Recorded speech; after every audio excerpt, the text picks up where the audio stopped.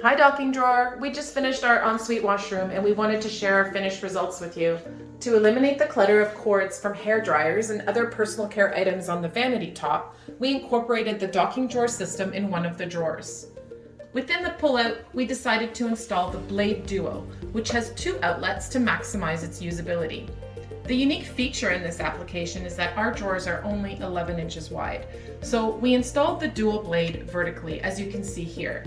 By doing this, it allows half of the drawer to be used for cord management, and the other half incorporates grommets to accommodate various hairstyling tools. In Canada, concealed outlets are not allowed by the electrical code, but we used docking drawer's optional interlock switch, which is installed at the back here, which will disconnect the power to the outlet when the drawer is closed and not in use. Once you open the drawer, the outlet is energized and ready to use again. This way, if someone forgets to turn off a straightening iron, for example, there's no worry that it will continue to heat up and catch fire. Overall, the product works and looks great, and it was so easy to install. Thanks so much, docking drawer. We couldn't be happier.